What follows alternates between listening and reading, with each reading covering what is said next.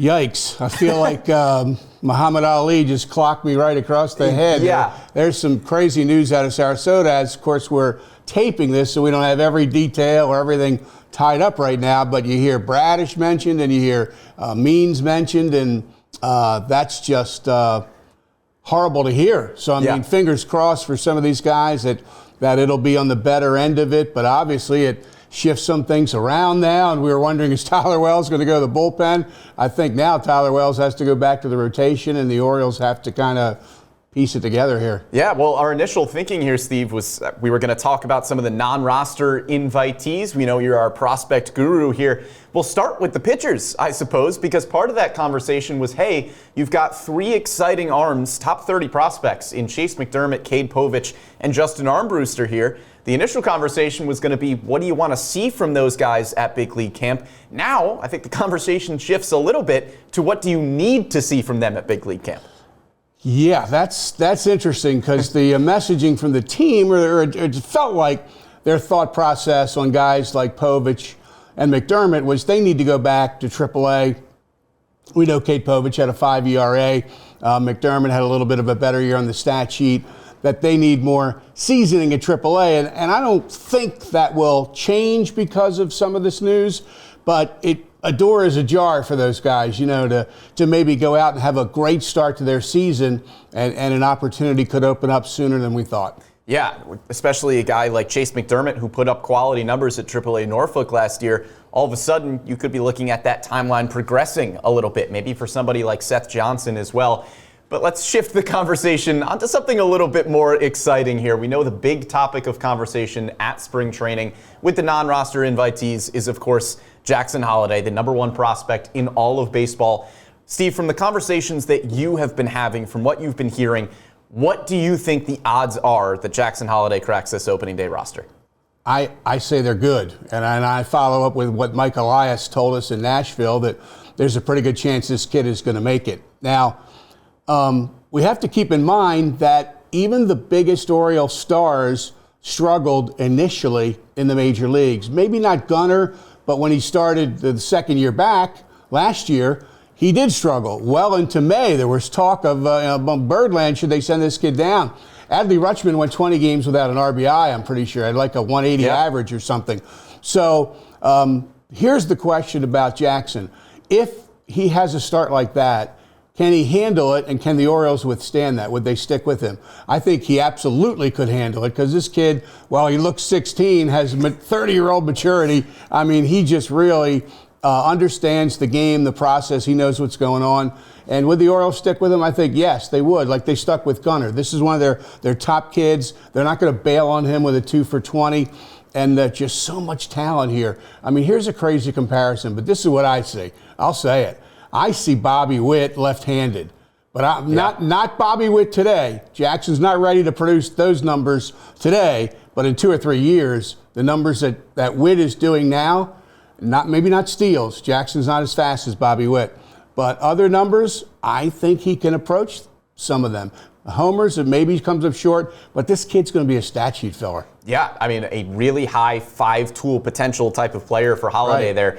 And I think the follow-up question there is, if Holliday makes the opening day roster, is he going to be a starter? Are we going to see him get everyday reps, more than likely at second base?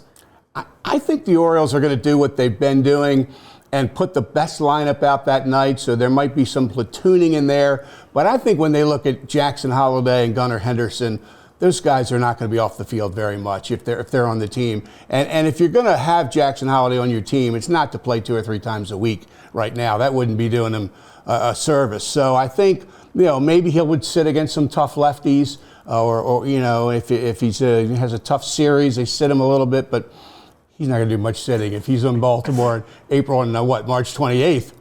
Yeah, if he is on the opening day roster, hard to imagine that he is not one of the most talented 9 that the Orioles could put on the field there. Right. And that infield in general, among the non-roster invitees, is really exciting with guys like Kobe Mayo and Connor Norby. After Joey Ortiz was dealt to Milwaukee, do you now see maybe a more clear path for somebody like Mayo or Norby to impact the big league club this year? Most definitely, and Connor Norby's the guy that really flies under the radar, because we're talking about all these other guys, and you run out of time to talk about all of them. But I mean, had another good year. The downside is defensively, he's probably kind of wedded to second base. He could play a little bit elsewhere, but not with the versatility that some of the other guys like an Ortiz did bring. But the bat is solid, and it's just about his time. Mayo, I mean, 29 home runs, guy had like a 950 OPS, 960, was one of the best hitters in all of the minor leagues across the board. And he's only the third best prospect on the Orioles right now. So pretty cool. Now, is Coby Mayo somebody that we should be talking a little bit more about in terms of this opening day roster? I think it would probably be a little bit of a stretch to imagine he breaks camp with the team, but he still had an OPS over 900 at AAA last year, and there is some potential playing time available at third base or potentially a corner outfield spot. Right. Today, opening day, I think is not his time. He could prove us wrong here over the next few weeks and do some special stuff and push his way on, but so many infielders right now. Even at third, you got O'Hearn and Mountcastle going to take some time up at first base. Right. So Coby Mayo, they're going to have to find room for this kid eventually. How they're going to do it, we don't know yet. That's an unanswered question, but his time is coming. Now, finally, Steve, we did hear some unfortunate injury news around Samuel Basallo, but sounds like he's still going to be able to get some work in at big league camp as a designated hitter. He's just 19 years old. What are you expecting from Basallo here? I mean, it'll be really fun to see him hit against major league pitching in exhibition games. Last year, Brendan, weighted runs created plus, he led the organization. Jackson Holliday was second. Coby Mayo was third. Yeah, that's impressive. Basallo, who led all Oriole minor leaguers. He had a better weighted runs created plus than the number one prospect in baseball and a guy who hit 29 home runs. So this kid's game is complete as a hitter. The walk rate got better. The K rate came down.